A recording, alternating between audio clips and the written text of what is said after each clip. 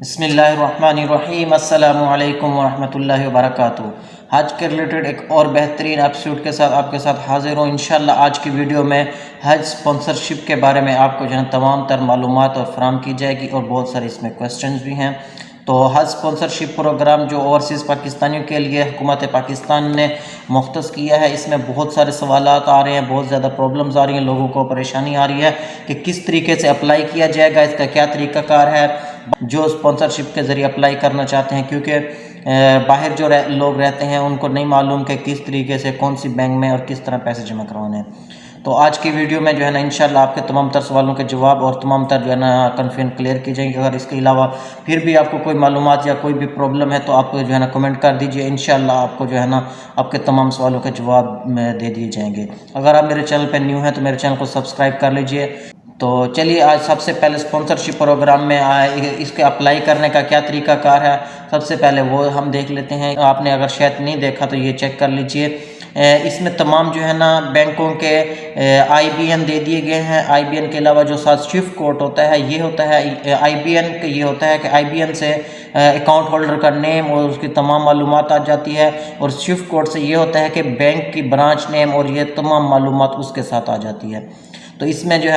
جیسے ہوتا ہے کہ ہم کسی بھی اماؤنٹ سینڈ کرتے ہیں تو برانچ کا کوڈ، اس کی برانچ نیم اور اکاؤنٹ ہولڈر کا نیم اور یہ سب کچھ دینا ضروری ہوتا ہے۔ تو اس میں جب آئی بی این اور سوئفٹ کوڈ انٹر کر دیا جاتا ہے تو پھر سب کچھ آٹومیٹک آ جاتا ہے۔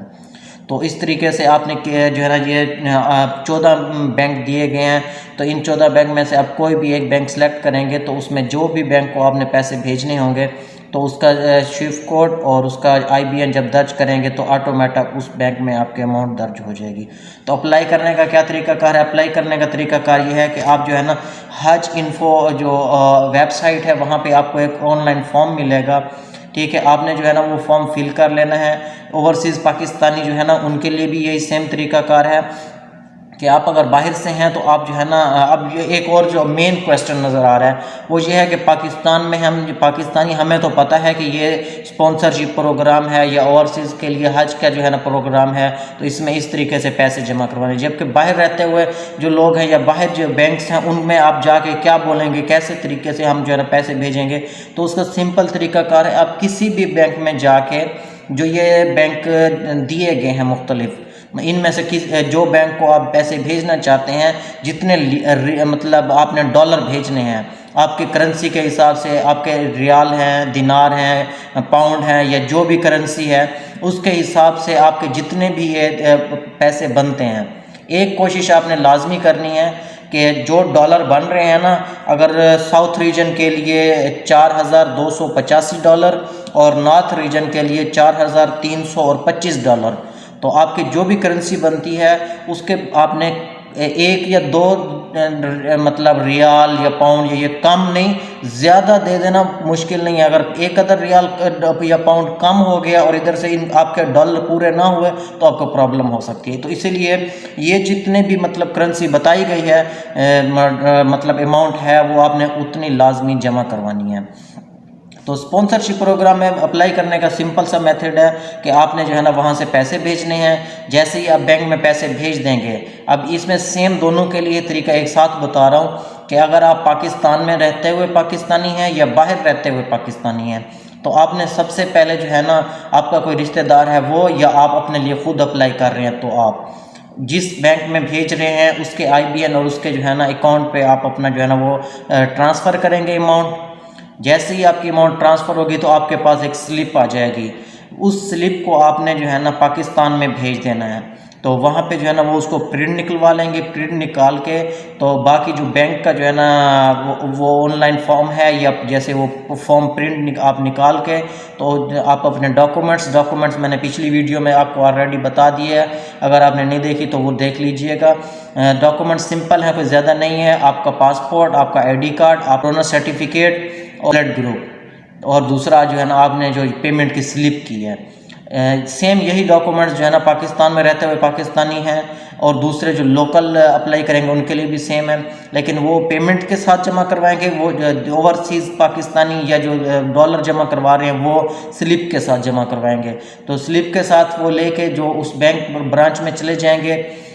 जैसा कि कोई भी बैंक है, MCB है, UBL है, HBL है, तो इसकी किसी भी ब्रांच में आप जाके अप्लाई कर सकते हैं। उसका कोई जो है ना, उन्होंने तमाम ब्रांचों का कहा गया है। तो आप जिस ब्रांच में भी जाएंगे तो वहाँ जाके आपने जो है ना जो डॉक्यूमेंट्स आपको बता दिए हैं, ये डॉक्यूमेंट्स लेके, और अगर पाकिस्तान से अप्लाई कर रहे हैं तो पेमेंट लेके, अगर आप ओवरसीज़ डॉलर अकाउंट के ज़रिए, स्पॉन्सरशिप के ज़रिए अप्लाई कर रहे हैं तो आप स्लिप को लेके जाएंगे और उस बैंक में आप अपना जो है ना एप्लीकेशन जमा करवा देंगे। तो इसमें एक चीज़ जो है ना सबसे ज़्यादा इम्पोर्टेंट है, वो आपने एहतियात रखनी है। बाज़ औक़ात हमारा ये प्रोग्राम बन रहा है कि कुछ लोग जो है ना हमारे ओवरसीज़ हैं, वो बाहर रहते हैं, और कुछ लोग पाकिस्तान में रह रहे हैं। वो ये चाह रहे हैं कि हम जो है ना बाहर से अप्लाई करके, और हमारे जो पाकिस्तान में लोग जो है ना लोकल अप्लाई कर रहे हैं कुरानदाजी के ज़रिए, हम उनके साथ जो है ना एक ही ग्रुप बना लेते हैं तो एक साथ आ जाएंगे। ऐसा नहीं होगा। जो ओवरसीज़ अप्लाई कर रहे हैं तो उनका जो है ना अलग से, क्योंकि उनके लिए तो कोई भी कुरानदाजी नहीं है,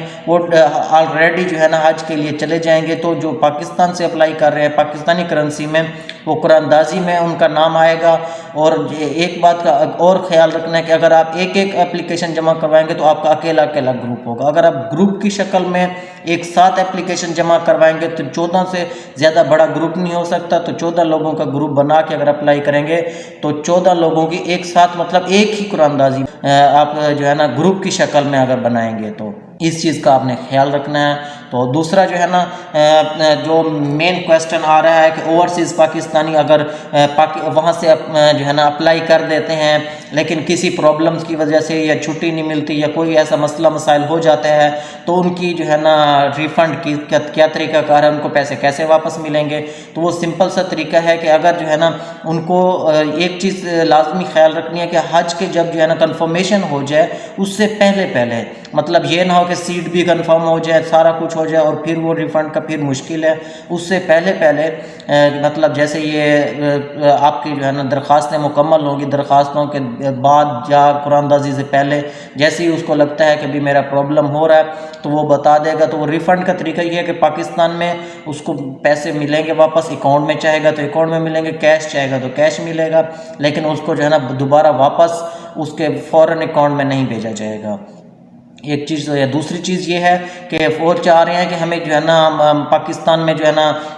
वापस आना पड़ेगा, या जो है ना हम यहाँ से डायरेक्ट सऊदी अरब चले जाएंगे, और वापसी पे भी जो है ना हम सऊदी अरब से अपने वापस किसी मुल्क चले जाएंगे, या हमें दोबारा वापस पाकिस्तान जाके और वहाँ आना पड़ेगा अपने मुल्क वापस, या इसमें कितने दिन की हम छुट्टी, क्योंकि वो हर कोई जो है ना जॉब्स वाला है, तो कितने दिन की छुट्टी लेके उनको वापस आना पड़ेगा हज के लिए, और हज करके और कितने दिनों में उसको वापस जाना होगा।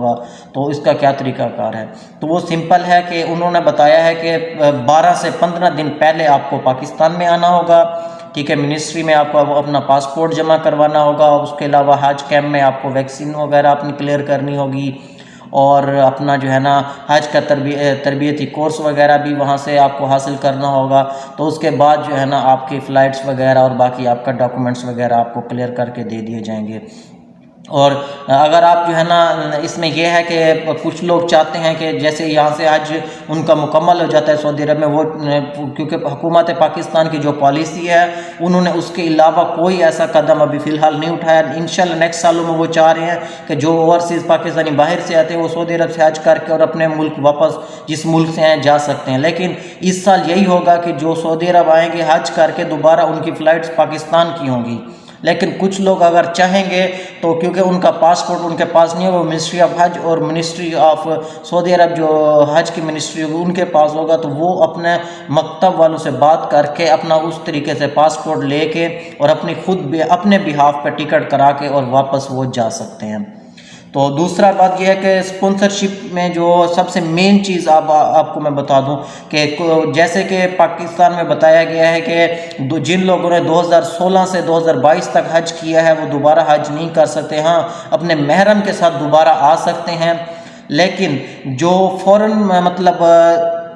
स्पॉन्सरशिप में जो अप्लाई कर रहे हैं उनके लिए ये पाबंदी भी नहीं है। जिन लोगों ने बेशक 2022 में, 2018 में या 2019 में अप्लाई किया है, वो स्पॉन्सरशिप में अगर इस साल भी अप्लाई करेंगे तो भी वो जा सकते हैं।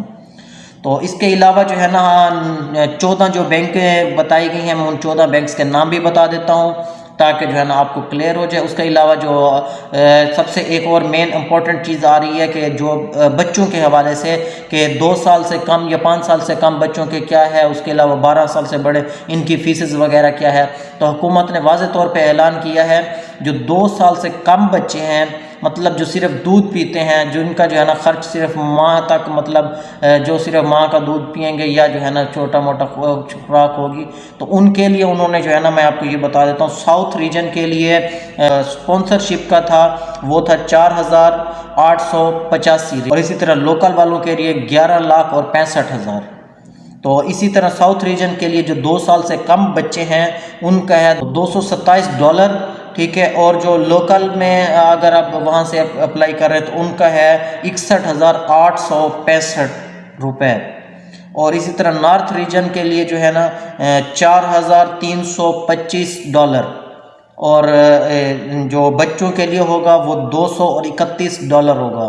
اور اسی طرح جو لوکل میں اپلائی کر رہے ہیں ان کے لیے ہوگا 11,75,000۔ اس کے ساتھ ہی جو بینکس کا نام ہے وہ یہ ہے کہ national bank, Habib bank, HBL، united bank, UBL، MCB، allied bank, Meezan bank, Faysal bank,